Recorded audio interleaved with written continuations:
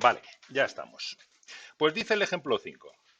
Sabiendo que las entalpías molares de fusión y de ebullición del agua son, respectivamente, 6,02 kilojulios mol a 0 grados centígrados, porque es el de fusión, claro, y 40,7 kilojulios mol a 100 grados centígrados, porque es el de ebullición, calcular las variaciones de entropía correspondientes a ambos cambios de estado. Se trata de un cambio de estado.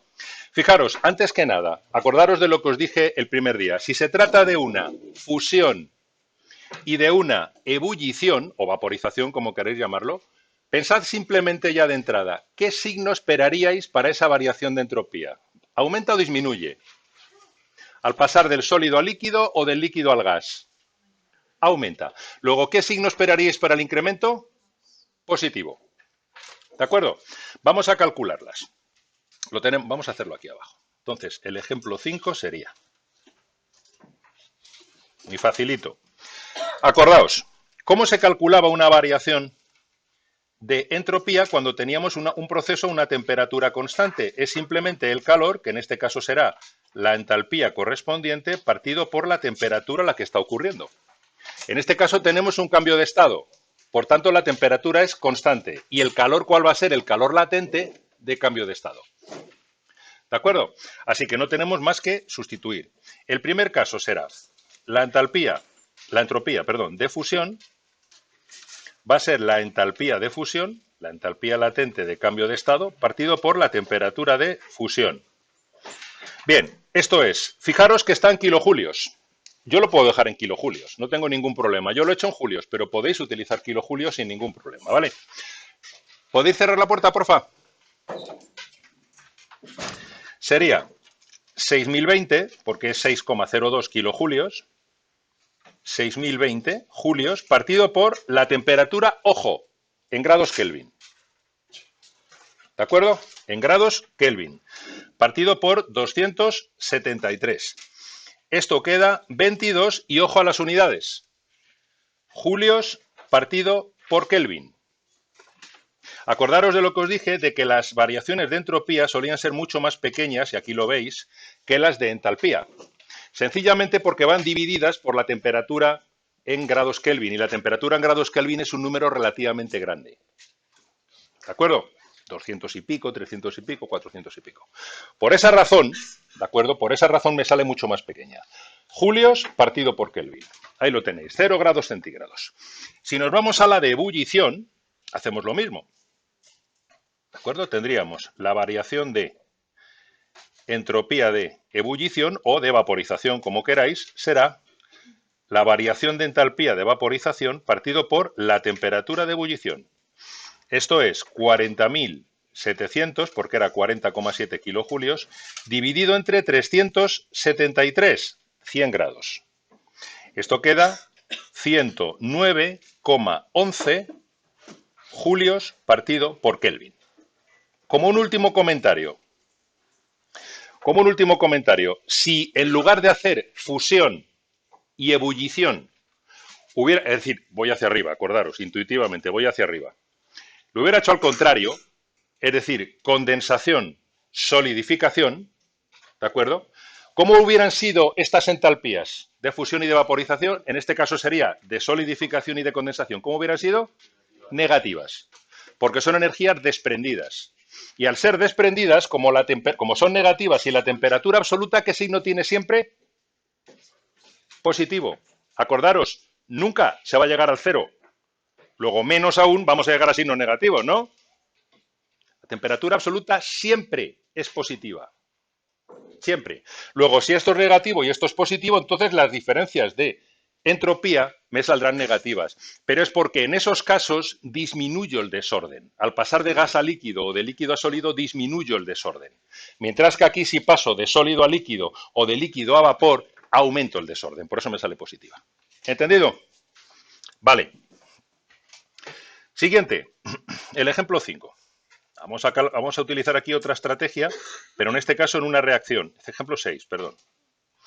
Me dan una reacción, que es esta que tenemos aquí, ¿de acuerdo? CO, monóxido de carbono, y me dicen gas, más 3 de H2, también gas, para dar metano CH4 gas más H2O gas.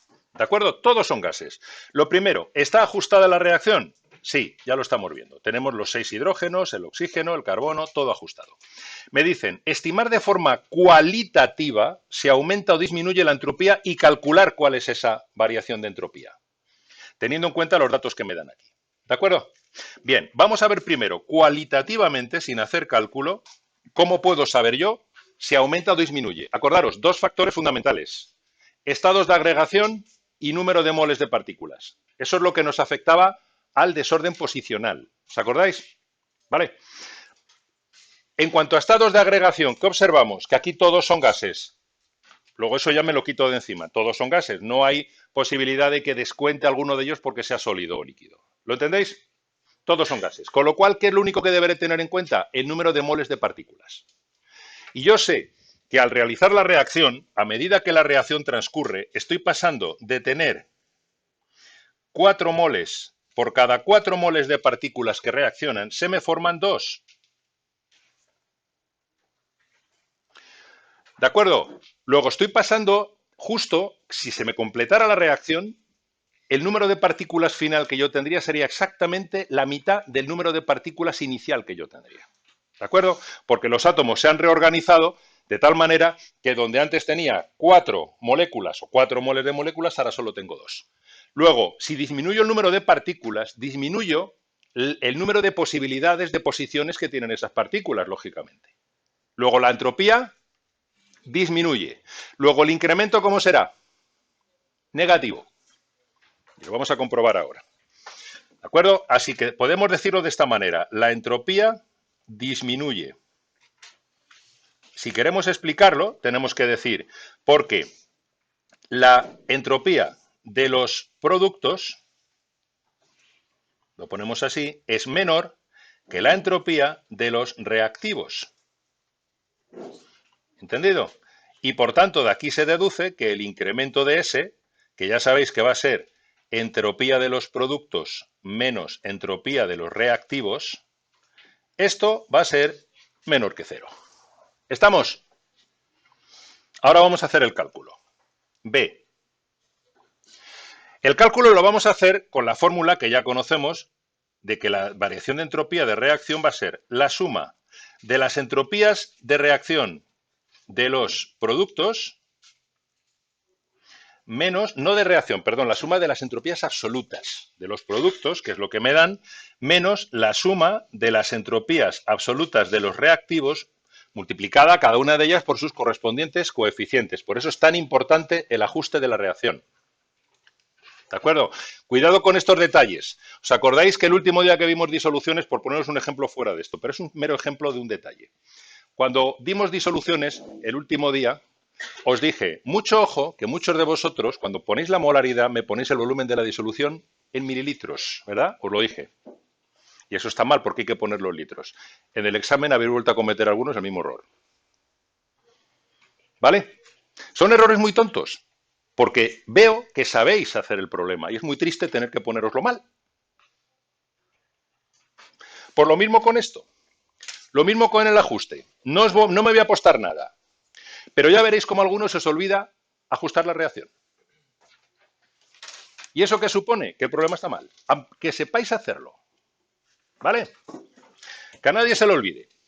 Muy bien, pues entonces, en este caso, habida cuenta de cómo es la reacción, esta variación de entropía es la entropía absoluta del agua más la entropía absoluta del metano menos la suma de la entropía absoluta del CO más 3 veces la entropía absoluta del H2. Esto ponedlo como queráis, como si queréis poner menos esta menos 3 veces la otra. Eso ya como vosotros os resulte más cómodo, como queráis. No tengo más que sustituir, ¿de acuerdo? No tengo más que sustituir y hacer la operación, es sumamente fácil. Esta variación de entropía va a ser 188,7 más 186,2 menos 197,8 menos 3 veces 130,6. Y esto da menos 214,7 unidades julios partido por Kelvin. ¿De acuerdo? Julios partido por Kelvin. Fijaros que todas me las dan en julios por Kelvin. Luego julios partido por Kelvin. Este es el momento en el que todos vosotros deberíais, se os debería encender como un relé en la cabeza y pensar, ¿es lógico lo que he obtenido? ¿Es lógico?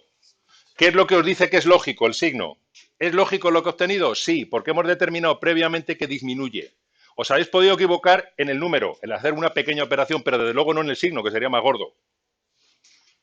¿Lo entendéis? Tenéis que pararos siempre a pensar si lo que habéis obtenido es lógico, hasta en la medida de lo posible. Hay veces que será más complicado, pero otras veces como esta es muy fácil. ¿Queda claro? Vale, ya hemos hecho estos dos ejemplos. Continuamos un poquito con teoría y luego ya nos liamos a tope con los problemas, que nos queda muy poquito. ¿De acuerdo? De teoría. Última parte. Energía libre de Gibbs, espontaneidad de un proceso químico. ¿Recordáis que el otro día nos habíamos quedado diciendo que la espontaneidad de un proceso, el hecho de que un proceso sea espontáneo o no depende solo de si es exotérmico o no. Todo tenemos en mente que si es exotérmico tiene más facilidad para producirse. Acordaros, porque va cuesta abajo en el diagrama. Todo es más fácil cuesta abajo, ¿verdad? Los que montan en bici lo sabrán. Todo es mucho más fácil cuesta abajo. Pues aquí también. Sin embargo, en química no solo es espontáneo aquel que sea exotérmico. También los hay espontáneos endotérmicos y al revés, hay exotérmicos que no son espontáneos. ¿Entendéis? Entonces, ¿qué es lo que me va a dar en realidad la espontaneidad? Ya lo dije el otro día, la energía libre de Gibbs, incremento de G. Ese incremento de G viene dado por esta fórmula, incremento de H menos temperatura absoluta por incremento de S, de un proceso. Puede ser un proceso físico, como un cambio de estado, o puede ser un proceso químico, como una reacción. Me da igual. ¿De acuerdo? Siempre va a ser así. Esta fórmula es una de las fórmulas en las que más errores cometéis. Y ya os lo he dicho y os lo voy a repetir. ¿Sabéis por qué? Por las unidades. Porque esta es una fórmula en la que mezclamos incremento de H e incremento de S. ¿Y qué os he dicho yo de las dos? Que estas son muy grandes, os las suelen dar en kilojulios o en kilocalorías. Y estas son muy pequeñas, os las suelen dar en julios o en calorías. No las podéis mezclar en la misma fórmula si no cambiéis las unidades. O me lo paséis todo a kilojulios o me lo paséis todo a julios. Pero tenéis que trabajar en unidades coherentes. También os digo lo mismo que con la reacción. Seguro que a alguno se lo olvida. Ya lo veréis. ¿Vale? Que no se os olvide. Unidades. Fundamental. Bien, ¿cómo vamos a saber si un proceso es espontáneo o no? Y ahora lo estudiaremos un poquito más. Viene dado por el signo de incremento de G. Con lo cual, fijaros si es importante los signos de incremento de H e incremento de S, porque de ellos me va a depender, y de la temperatura, claro, me va a depender el signo de incremento de G. Si el incremento de G es negativo, el proceso va a ser espontáneo. Si es positivo, no es espontáneo. ¿De acuerdo? En las condiciones en las que estemos. Y si es cero, está en equilibrio. Por primera vez introducimos el concepto de equilibrio. Físico o químico, me da igual. Un equilibrio físico puede ser, como decía, un proceso de fusión, que únicamente se rompen fuerzas, pero no hay transformación química. Un proceso de evaporación o de vaporización, donde también se rompen fuerzas intermoleculares, pero no hay transformación química. Eso es un proceso físico en equilibrio. Cualquier cambio de estado es un proceso en equilibrio a la temperatura del cambio de estado, como veremos después. ¿De acuerdo? Es un equilibrio. Pero también me vale para un equilibrio químico, que lo veremos dentro de dos temas. El equilibrio químico, una reacción que se da a la misma velocidad en los dos sentidos. En ese momento, en esas condiciones, el incremento de G de esa reacción es cero. ¿De acuerdo? Si el incremento de G de una reacción química es mayor que cero, la reacción está transcurriendo en un sentido. Si es menor que cero, al revés, perdón, si es menor que cero, transcurre porque es espontánea. Si es mayor que cero, no transcurre en esas condiciones. Y si es cero, transcurre igual en para ambos lados. Eso es que está en equilibrio. ¿Os ha quedado claro? Acordaros bien de estas tres condiciones. Menor que cero, espontáneo. Mayor que cero, no espontáneo. Igual a cero, equilibrio. No es complicado. Pero tenéis que verlo muy bien. Veréis, vamos a estudiar un poquito este cuadro. Es lo que me va a dar la clave para poder entender la espontaneidad de un proceso, porque cuando iniciamos esta parte del tema de termo, yo os dije, sí, os acordáis que había dos condiciones favorables para la espontaneidad. El primer principio me decía, todo lo que va para abajo es más espontáneo, o sea, procesos exotérmicos. Eso me decía el primer principio. Los procesos exotérmicos que van para abajo, digamos que tenemos la imagen de que pueden ser más fácilmente espontáneos, ¿no? Vale. ¿Qué otro criterio había? El del segundo principio, el de la entropía. ¿Os acordáis del criterio de la entropía? ¿Qué decía el segundo principio? Que en los procesos espontáneos, ¿qué ocurría? Que aumenta el desorden. ¿De acuerdo? En los procesos espontáneos la variación de entropía es positiva. Y eso, acordaros, como constantemente están ocurriendo procesos espontáneos en el universo, la entropía del universo siempre, lo global del universo, siempre está aumentando. Esa era la conclusión que sacábamos del segundo principio. Pero si teníamos una primera imagen de la espontaneidad que era que incremento de H fuera negativo y una segunda que era que incremento de S fuera positivo, nosotros decíamos, conclusión, los procesos exotérmicos, en los cuales aumenta la entropía, por narices van a ser espontáneos. Siempre van a ser espontáneos. Porque está, digamos, a favor de obra los dos criterios que tenemos, el entálpico y el entrópico. ¿De acuerdo con eso? Al contrario, decíamos también, si un proceso es endotérmico, o sea, va cuesta arriba, y además la entropía disminuye, que va en contra de lo que es, digamos, lo natural, ese proceso jamás va a ser espontáneo. ¿Entendéis? Eso era fácil de entender. Lo difícil está en ver qué pasa si tenemos un proceso endotérmico. La pregunta que se suele hacer siempre en los test ¿es cierto que un proceso endotérmico nunca es espontáneo? Tenéis que decir no, depende. Y al revés, ¿es cierto que un proceso exotérmico siempre es espontáneo? No, depende. ¿De qué depende? De la relación entre T incremento de S e incremento de H. Ahora lo vamos a ver. Por ejemplo, imaginad un proceso exotérmico. Ahora tened en mente que incremento de G es incremento de H menos T incremento de S. Tened en mente la fórmula, ¿vale? Imaginad un proceso exotérmico, repito. En ese proceso, incremento de H, por ser exotérmico, es negativo, ¿verdad? Entonces, vamos a ver dos posibles casos. Primer caso, que la entropía aumente. Es el que acabamos de decir hace un momento. Entonces, tanto el factor entálpico como el factor entrópico van a favor de obra, ¿no? ¿Vale? Eso cumple los dos criterios, digamos. Si eso es así, menos T incremento de S, como T es siempre positivo, menos T incremento de S va a ser negativo, ¿no? Entonces, incremento de G va a ser siempre negativo porque está formado por dos componentes que van a ser siempre negativos, ¿lo veis? Ese proceso siempre va a ser espontáneo. Siempre, por narices.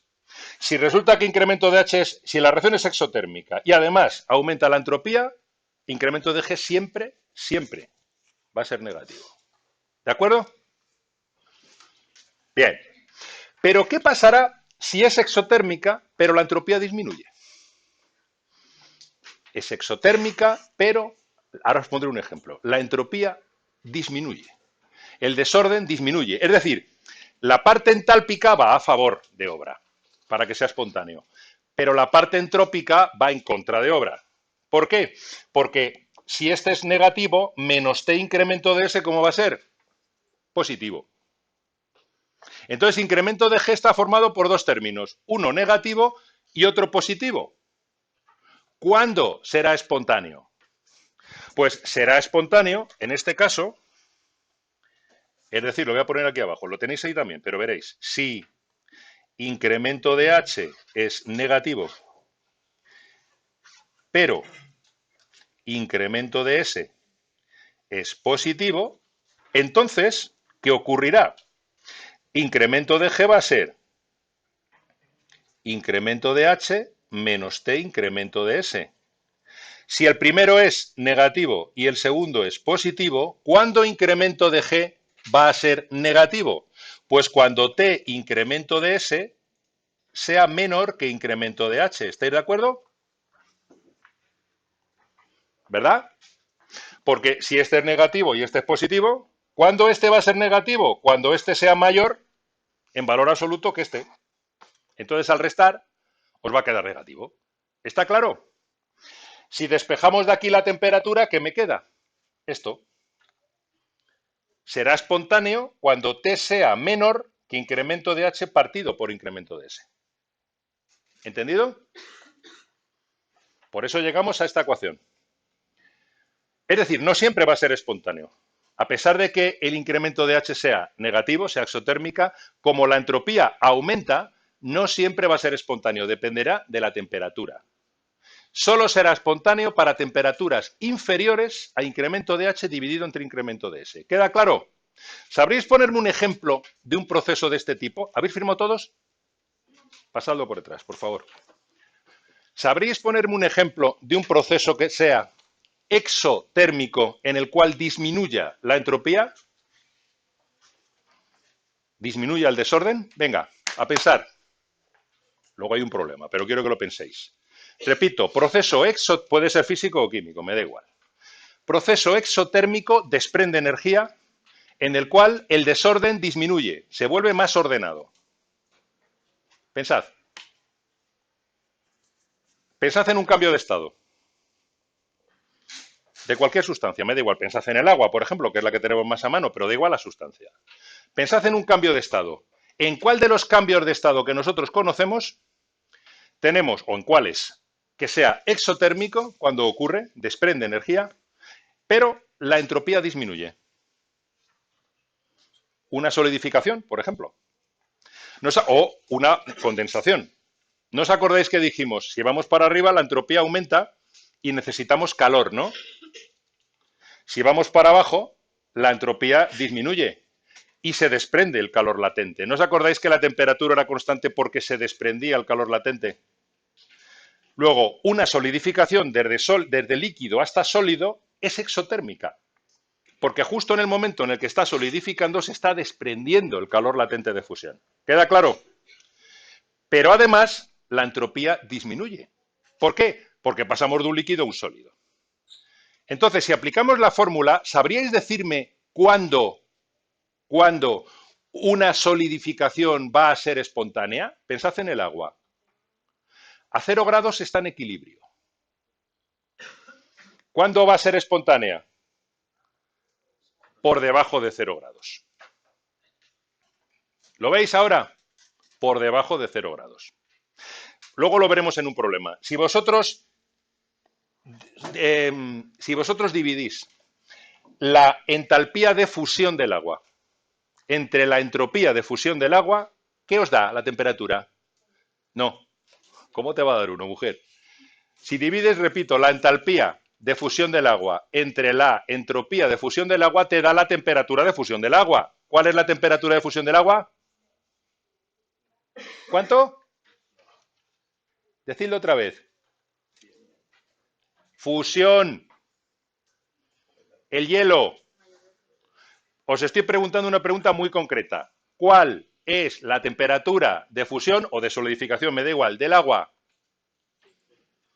0. ¿Tú te crees que daría 0 en esa fórmula? Si divides incremento de H entre incremento de S, ¿qué daría? 273. ¿Qué os he dicho hace un momento? Temperatura en Kelvin. Ya se os había olvidado. Temperatura en Kelvin. Si dividís la entalpía entre la entropía de fusión os da exactamente 273. No os puede dar 0. ¿No os dais cuenta? Imposible que os dé 0. Porque os da 273, que es la temperatura de fusión del agua. De igual manera, o de solidificación, como queráis, si dividís la entalpía de vaporización del agua entre la entropía de vaporización del agua, ¿cuánto os da? 373, o sea, 100 grados centígrados. ¿Lo entendéis? ¿Cuándo es espontánea la condensación del agua? Por debajo de 373. Por debajo de 373. ¿Lo veis? ¿Y qué ocurriría exactamente a 373? ¿Qué incremento de G sería? ¿Cuánto? A ver, exactamente a 373 sería 0, porque en ese momento estamos en el equilibrio. ¿Entendido? Y a 273, ¿cuál sería? 0, porque volveríamos a estar en otro equilibrio, que en este caso sería el de fusión. ¿Lo habéis entendido? ¿Veis qué fácil? No es complicado, ¿eh? Pero tenéis que tener mucho cuidado con los Kelvin. Ya hemos estudiado el primero. El segundo, vámonos a la zona endotérmica. Pero vamos primero al último, al de abajo del todo. Si incremento de H es positivo, es decir, la reacción es o el proceso es endotérmico, y resulta que además disminuye la entropía, ambas cosas van a ser positivas, con lo cual incremento de G siempre va a ser positivo, a cualquier temperatura. ¿Lo entendéis? Siempre va a ser positivo. Consecuencia, ese proceso jamás va a ser espontáneo.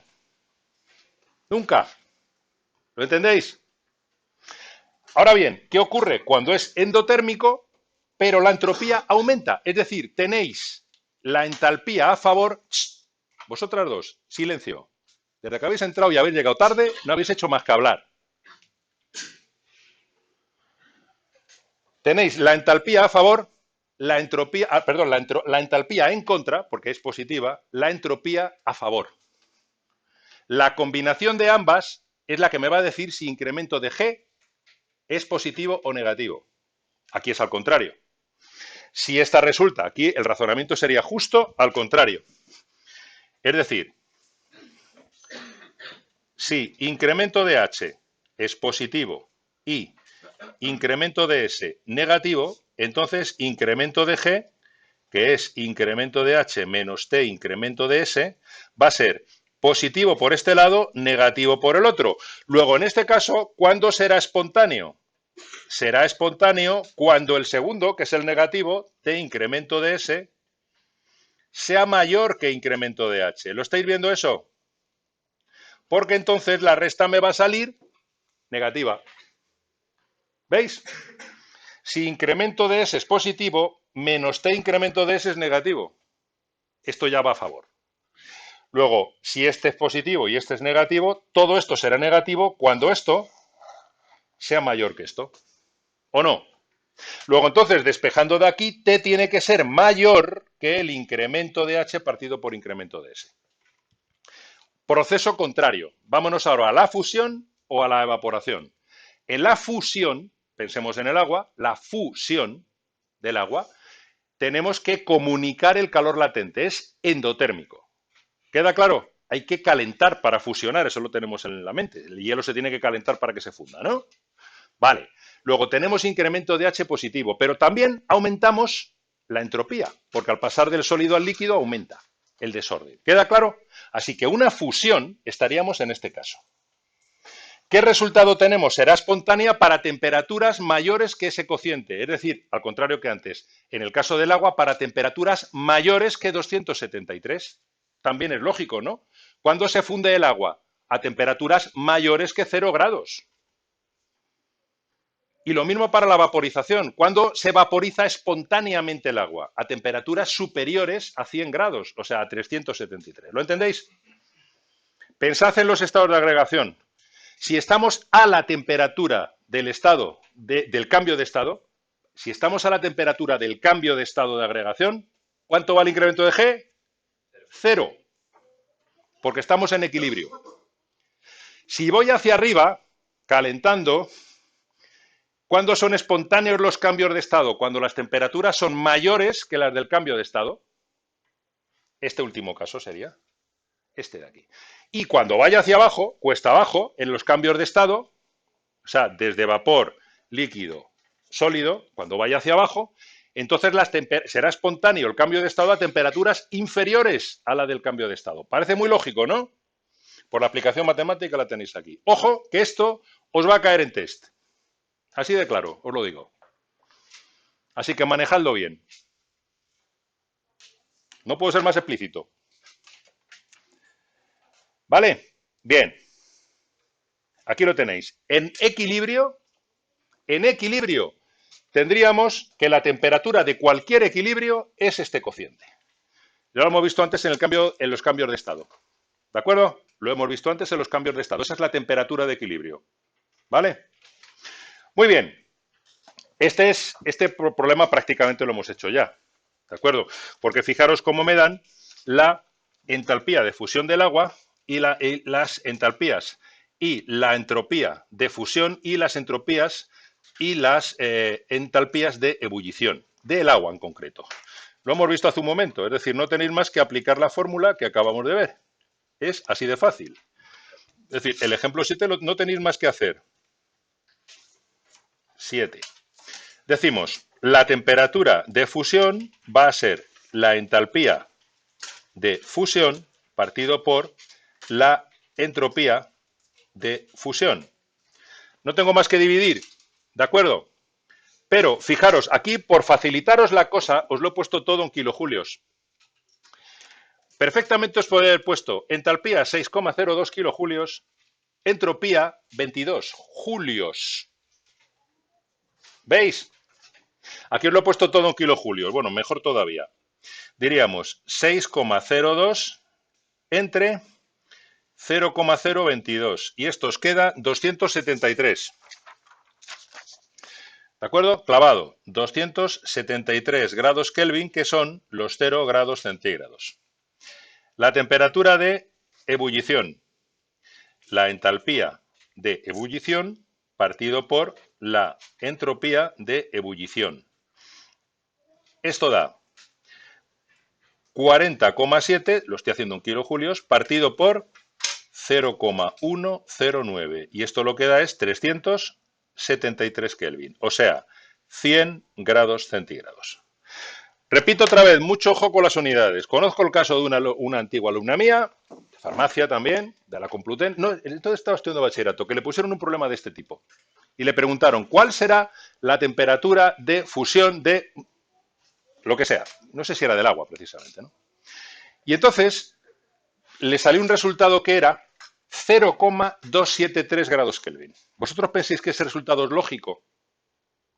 Sabiendo que el cero absoluto nunca se va a alcanzar. 0,273 grados Kelvin está muy cerca del cero absoluto, ¿no? ¿Vosotros pensáis que ese sería un resultado lógico para una temperatura de fusión del agua? No, ¿verdad? ¿Qué tenéis que pensar si os sale 0,273 grados Kelvin? El relé, que quiero que tengáis en la cabeza. Uy, esto es muy extraño, ¿no? Aquí hay algo raro. Os ponéis a mirar y os dais cuenta de que no me habéis igualado las unidades. Me habéis trabajado en kilojulios, en julios. ¿Entendido? Eso es lo que, así es como quiero que penséis. No solamente en química, en cualquier asignatura. Siempre que obtengáis algo, pararos a pensar si es lógico. Porque hay veces que es que os salta a la vista, que no lo es. No paséis al siguiente problema como si tal cosa. ¿Me entendéis? Vale. Sentido físico de la energía libre de Gibbs. A mí este diagrama me encanta. Lo puso mi profesor de química de bachillerato hace muchos años ya. Buen amigo mío después. Ha fallecido ya, desgraciadamente. Pero es que me resulta sumamente claro. Muy intuitivo. ¿Qué es la energía libre de Gibbs? La energía libre de Gibbs de una reacción química es la capacidad que tiene esa reacción química de hacer un trabajo útil. Puede ser un trabajo presión-volumen o un trabajo eléctrico, como veremos en redox. ¿De acuerdo? Es la capacidad que tiene una reacción química para llevar a cabo un trabajo útil que se saque de allí. ¿De acuerdo? Un trabajo. Esa es la energía libre de Gibbs. ¿Por qué resulta intuitivo? Veréis. La energía libre de Gibbs tiene dos componentes, el incremento de H, el factor entálpico y el factor entrópico. El factor entálpico lo que me da es la energía total que está en, digamos, que estaría contenida en esa reacción. La energía que yo en un principio podría transformar en un trabajo. Ese es el incremento de H. Pero ya os dije que nunca, jamás, en los rendimientos son del 100%. Nunca. En ningún proceso. ¿Por qué? Porque siempre hay unas pérdidas de energía que normalmente están relacionadas con el segundo principio, es decir, con el aumento de entropía. Ese aumento de entropía se hace a costa de una energía de la reacción, pero esa energía se pierde, luego no se puede transformar en un trabajo. ¿Lo entendéis? Entonces, si incremento de H es la energía total que en un principio, en teoría, podríais transformar en un trabajo, y T incremento de S es la energía que se pierde por el aumento entrópico, la diferencia de las dos es el trabajo útil que realmente podéis conseguir. ¿Me entendéis?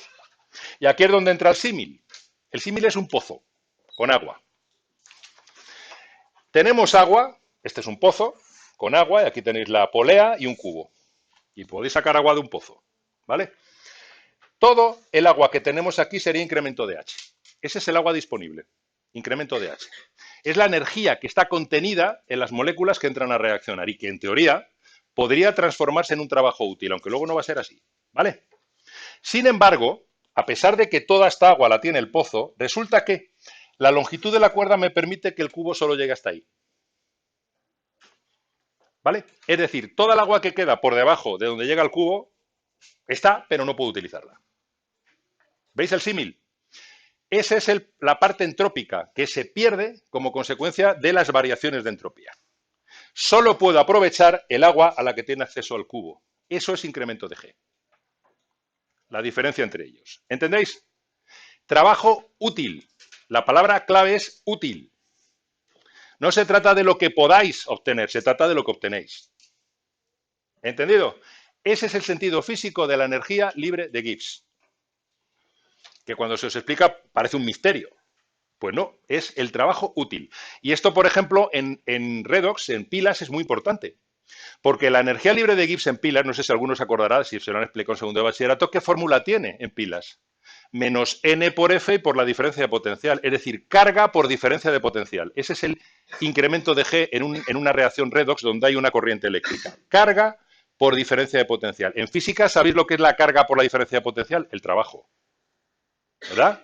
El trabajo. Es decir, la energía libre de Gibbs de una reacción que hace funcionar una pila es el trabajo eléctrico que produce esa pila. El trabajo útil que está produciendo esa pila. La carga que es capaz de mover por su diferencia de potencial. ¿Os queda claro? Trabajo útil. Grabároslo. Energía libre de Gibbs es igual a trabajo, en realidad es menos trabajo útil. ¿Por qué el signo menos? ¿Alguien sabría decirme por qué el signo menos? La energía libre de Gibbs es menos el trabajo útil. Lo voy a poner por aquí para que quede escrito. ¿Alguien sabría decirme por qué el signo menos? Menos el trabajo útil. Porque es algo realizado por el sistema, no porque desprenda energía. Porque es un trabajo realizado por el sistema y según el criterio de signos tiene que ser negativo. ¿De acuerdo? Tiene que ser negativo. De aquí sacamos como conclusiones varias, interesantes. Solo se puede obtener un trabajo útil de una reacción química si esa reacción química es espontánea. ¿Verdad? Porque esta ecuación que os acabo de poner solo tiene sentido con un incremento de G negativo. Tiene lógica. Una reacción redox, volvemos a la reacción redox, que es la que mejor se ajusta a esto. En una reacción redox, para que produzca una pila que produzca electricidad, ¿cómo tiene que ser la reacción redox? Espontánea. Es decir, tiene que haber tendencia a que los electrones pasen de un lado a otro. Tiene que haber ahí una espontaneidad, si no, no pasan los electrones. No hay pila. Luego, cualquier reacción química que os haga funcionar una pila tiene que ser espontánea. Si no, no hay trabajo. ¿Lo entendéis? Solo producen trabajo real, trabajo útil, aquellas reacciones químicas espontáneas. ¿De acuerdo? Y otra conclusión importante, siempre vais a tener una pérdida, nunca vais a poder tener todo el trabajo que podríais llegar a tener. Siempre va a haber una pérdida de energía. Y esa pérdida de energía está relacionada con el segundo principio de la termodinámica, con la entropía. Habéis oído hablar, esto es más bien física que química, pero bueno, el famoso móvil perpetuo. ¿Por qué el móvil perpetuo sería algo que estaría en movimiento perpetuo, constantemente? Esto es un ideal de los físicos, claro, el móvil perpetuo. De hecho, se han hecho muchos diseños de posibles móviles perpetuos, que estaría en movimiento constante. Ese es el ideal de un físico. Algo que esté en movimiento constantemente. Es imposible. Porque es termodinámicamente imposible que algo esté en movimiento perpetuo si no se le comunica una energía en un momento dado, porque siempre hay pérdidas. De cualquier tipo. De rozamiento, del tipo que sea. Uno cuando se pone a estudiar los móviles perpetuos se da cuenta de que en algún sitio pierde energía. Y si en algún sitio pierde energía, eso tarde o temprano se para. ¿De acuerdo? un satélite orbitando alrededor de la Tierra, en teoría, para mantener, ya sabéis que orbita porque su fuerza centrífuga es igual a la de atracción gravitatoria, ¿no? Y está ahí orbitando. Pero claro, para mantener eso, de vez en cuando necesitáis pegar un empujoncito. Claro, porque si no, a pesar de que prácticamente no tiene rozamiento, algo tiene. Algo tiene. Y va a ir perdiendo velocidad, con lo cual, si no le pegáis un empujocito de vez en cuando, al final termina cayendo. ¿De acuerdo? No hay móviles perpetuos. Siempre hay una pérdida de energía. Siempre. Y esto es un ejemplo. Y entonces, la energía libre de Gibbs en química, la idea que os da es de lo que realmente podéis obtener, no de lo que podríais haber obtenido. ¿Vale? Porque siempre hay unas pérdidas. ¿De acuerdo? Que están relacionadas con el segundo principio de la termodinámica, con la entropía. Ese aumento de la entropía del universo no es gratis. Ese aumento de la entropía del universo no es gratis. Se hace a costa de energía. ¿De acuerdo? No es gratis. ¿Cómo puedo calcular la variación de la energía libre de Gibbs de una reacción? Es muy fácil. No, hay casi siempre dos maneras de hacerlo. Si conocéis incremento de H e incremento de S, y ya hemos visto anteriormente cómo calcularlos, hemos visto varias maneras, la ley de Hess, hemos visto cómo la fórmula esta de producto menos reactivos, ¿os acordáis?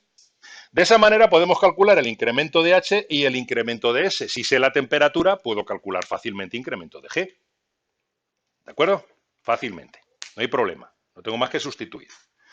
¿Me pueden pedir la temperatura también? Claro, pero ahí tendré que calcular el incremento de G directamente. Y con incremento de G, incremento de H, incremento de S, yo tendría mi temperatura. Depende de cómo lo enfoquéis. También hay otra fórmula en una reacción para poder calcular el incremento de G, que es exactamente igual a la de la entalpía. Igual. Y exactamente igual a la de la entropía.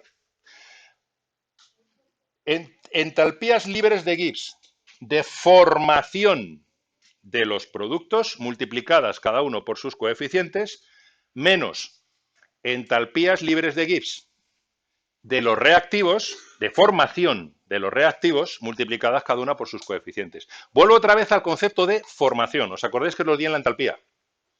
La entalpía de formación es la energía que se pone en juego, si recordáis, cuando se formaba un mol de compuesto a partir de sus elementos en estado natural y en condiciones estándar. ¿Os acordáis?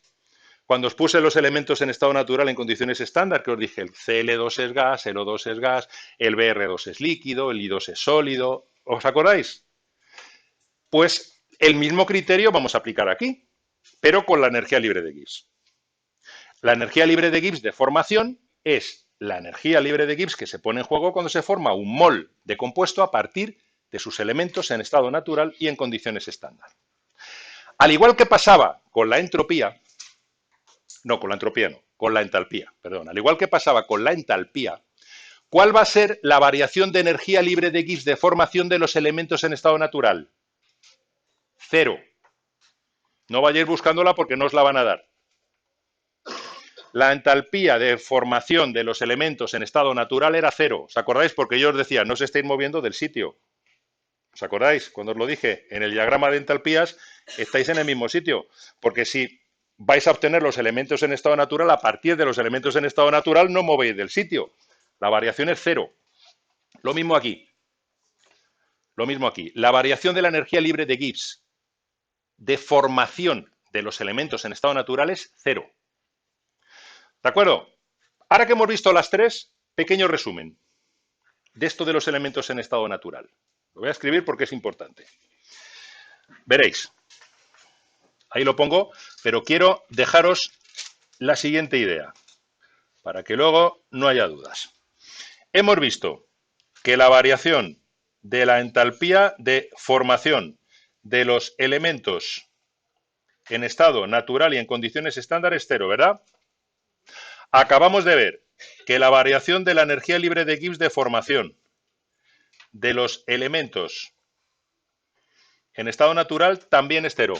Pero ojo, las entropías de los elementos no son cero, porque estas solo serían cero en el cero absoluto. Acordaros, cuidado. Es decir, la formación de un elemento, si vosotros queréis hacer la variación de entropía de una reacción, tenéis que hacer, acordaros, entropías absolutas de los productos menos entropías absolutas de los reactivos, ¿verdad? Esas entropías absolutas, si se trata de un elemento, no es cero. Os la van a dar en el problema, como dato. ¿Vale? Esa os la van a dar y tenéis que tenerla en cuenta. Las que no os van a dar porque son cero son la entalpía de formación y la entalpía libre de Gibbs de formación. ¿Ha quedado claro esto? Las entropías, ¿por qué no pueden ser cero? Pues porque a pesar de ser elementos en estado natural, su entropía absoluta es su desorden. Puede ser un sólido, un líquido, un gas, pero tiene entropía. ¿Cuándo sería cero? Lo dijimos en el cero absoluto de temperaturas, pero ya vimos que eso no se puede alcanzar nunca. Luego, nunca os vais a encontrar una entropía absoluta de ningún elemento ni de ninguna sustancia igual a cero. Nunca. ¿Os queda claro? ¿Vale? No es complicado. Luego después hacéis la cuenta, restáis unas de otras, porque se os dan todas las entropías. Digo esto simplemente para que no os extrañéis de que no os demos la variación de entalpía de los elementos ni la variación de energía libre de Gibbs de los elementos, pero sí os demos las entropías de los elementos, porque esas no son cero. ¿Queda claro? Cuidado, ¿eh? Porque aquí a veces hay dudas.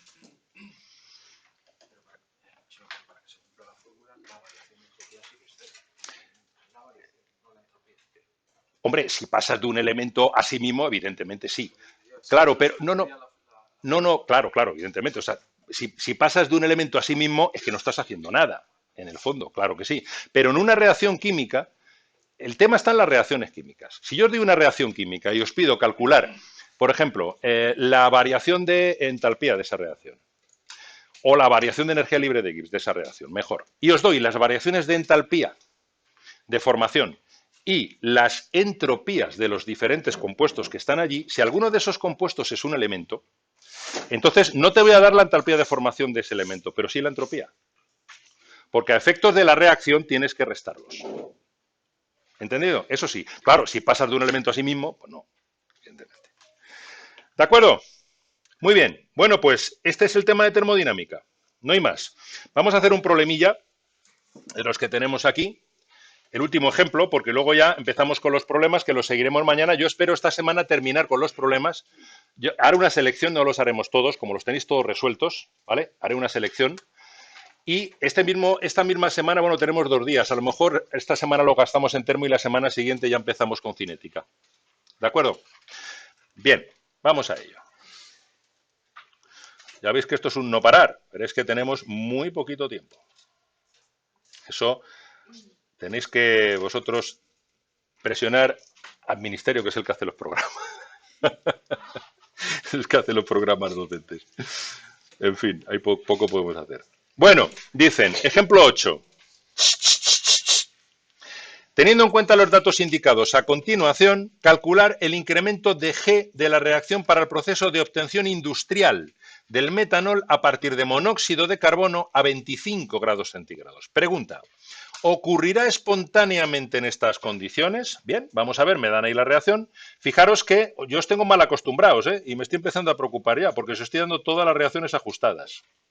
No tiene por qué ser así en el examen, Ya sabéis, lo primero, mirad a ver si está ajustada.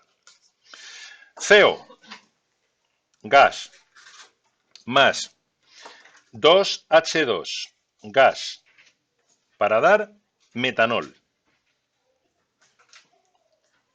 Gas. Me dan los datos de, fijaros, qué curioso, me dan los datos de la entalpía de formación del metanol y la entalpía de formación del CO. No me dan la entalpía de formación del H2. ¿Por qué? Porque es cero. Elemento en estado natural en condiciones estándar. ¿De acuerdo? Entonces, la entalpía de esta reacción es tan fácil como hacer lo siguiente. Entalpía de reacción sería la entalpía de formación, la energía libre de Gibbs o entalpía libre de Gibbs. Puedo llamarla de las dos maneras. Yo los llamaré indistintamente, depende de cómo me dé. De formación del metanol, que está multiplicada por 1 a la derecha, menos la suma de todas las demás, que sería la entalpía libre de Gibbs de formación del CO, la voy a poner, pero ahora la quitaremos, 2 veces la entalpía libre de Gibbs de formación del hidrógeno. Como este es un elemento en estado natural, esta es 0. ¿De acuerdo? Así que no hay por qué ponerla, con lo cual no tengo más que sustituir. El incremento de G de reacción es, en este caso, menos 166,3 menos 137,2. Esto da menos 29,1 kilojulios. ¿Se trata de una reacción espontánea en estas condiciones? Sí, señor, lo es. Reacción espontánea porque el incremento de G de reacción es negativo. Reacción espontánea. Y ahora os voy a dar una vueltecilla de tuerca para introducir ya, incluso a pesar de que todavía no hemos terminado los problemas de termo, me apetece ahora introduciros un comentario que nos va a introducir un poquito en el siguiente tema. Si una reacción es espontánea, ¿va a ocurrir? Qué pregunta, ¿no? Por ejemplo, os pongo un ejemplo. Una de las reacciones más espontáneas que hay es la combustión. Si lo miréis desde el punto de vista termodinámico, la combustión, o sea, quemar algo, quemar un tronco de madera, quemar un papel, lo que queráis, quemaros vosotros mismos, lo mismo me da. ¿Vale? Sería exotérmica, porque una combustión siempre desprende calor, y la entropía aumenta, porque lo que se forma son gases, a partir de sólidos, ¿no? O sea, que es tremendamente espontánea. Sin embargo, estamos rodeados de oxígeno y no nos estamos quemando. ¿Qué pasa? Si es una reacción tan espontánea, ¿por qué no nos estamos quemando ahora mismo si estamos rodeados de oxígeno? ¿Alguien sabría decírmelo?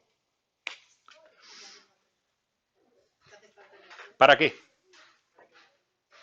Ya, pero mujer, desarrollalo un poquito más. Va por ahí, pero desarrollalo un poquito más. Sí, también lo has dicho bastante bien, pero seguís sin decirme la palabra clave. No, no, es exotérmica. Es exotérmica. La reacción es exotérmica y de hecho en una chimenea os calentáis, ¿a que sí? Os calentáis. Luego ahí se desprende calor. Y por la chimenea están saliendo un montón de gases, o sea que la variación de entropía es positiva, ¿eh? Si miráis el cuadrito de antes, es siempre espontánea. La pregunta es, ¿por qué no ocurre aquí ahora mismo y no nos estamos quemando y se está quemando esta mesa y los papeles? ¿Por qué no? ¿Alguien sabría decírmelo? Porque la energía de Gibbs es cero. No, es negativa. Es espontánea. Todos estáis pensando, abrid un poco la mente. Abrid un poco. Chavales, los móviles, apagaos. Te voy a matar. Apagado ya la mochila. O por lo menos silenciado, pero la mochila. Abrid la mente. Abrid la mente. Estamos en el tema de termodinámica, pero abrid la mente, que estáis todos pensando termodinámicamente. Tan importante como la termodinámica es la cinética, la velocidad de la reacción. Una reacción puede ser espontánea desde el punto de vista termodinámico, muy espontánea incluso, y no producirse porque es demasiado lenta en las condiciones en las que estamos. ¿De qué depende la velocidad de la reacción? Lo veremos más adelante, pero ¿a qué os suena? Porque esto lo habéis visto en bachillerato. ¿A qué os suena? ¿De qué depende la velocidad de reacción? De la energía de activación. De la energía de activación. Toda reacción va a pasar de un estado 1 a un estado 2. Eso es la termodinámica. Ahora, lo que tenéis entre el estado 1 y el estado 2 es la cinética. Y acordaros cómo tiene que subir hasta llegar a un estado de activado y luego bajar. ¿Os acordáis? Esa energía de activación es la que impide que ahora mismo nos estemos quemando. ¿Cómo la salváis esa energía de activación? Encendiendo una cerilla. Si encendéis una cerilla, le estáis comunicando la energía de activación que empiezan a necesitar algunas moléculas ya para reaccionar. Y una vez que reaccionan esas moléculas, entonces entra en juego la termodinámica, porque allí se desprende mucho calor y al desprenderse mucho calor se retroalimenta. Por eso un incendio no hay que lo apague. Un incendio, ¿cuándo se apaga un incendio? ¿Qué estrategias tenemos para apagar un incendio? Pensad, o quitamos la madera, simplemente dejando que se consuma todo, ¿de acuerdo? Cuando no haya más madera, ya no se quema más, lógicamente, ¿no? O quitamos el oxígeno, ahogándolo, que es lo que se suele hacer en la cocina con un fuego que tenéis en la sartén. No se os ocurra echarle agua. Lo tapáis con una tapa. Digo porque si le echéis agua os va a saltar más todavía. Lo tapáis para quitar el oxígeno y entonces dejará de arder. Así que o quitáis el combustible o quitáis el comburente o bajáis la temperatura. ¿Y cómo bajáis la temperatura en un incendio? Echando agua. Porque al echar agua, el agua se evapora con ese calor y al evaporarse baja la temperatura. Entonces, cuando es el mismo efecto que cuando os ponéis colonia. Cuando os ponéis colonia lo estáis fresquito, ¿verdad? Porque se está evaporando el etanol o el metanol. El alcohol que tiene se está evaporando, por eso la piel la notáis fresquita, porque os está robando calor de ahí. El agua hace lo mismo con el incendio. Al echar el agua se evapora, pero absorbe la energía y la temperatura del incendio baja. Cuando baje lo suficiente como para no alcanzar la energía de activación, el incendio se para. Así que esto me sirve de introducción al siguiente tema. No todo es la termodinámica, ¿eh? Está la cinética. Porque la termodinámica os dice solamente el estado inicial y el estado final. Todo lo que ocurra entre medios os lo da la cinética. Y es perfectamente posible tener reacciones muy espontáneas, pensad en la combustión, muy espontáneas, pero que no se den porque son demasiado lentas, porque tienen una energía de activación muy alta.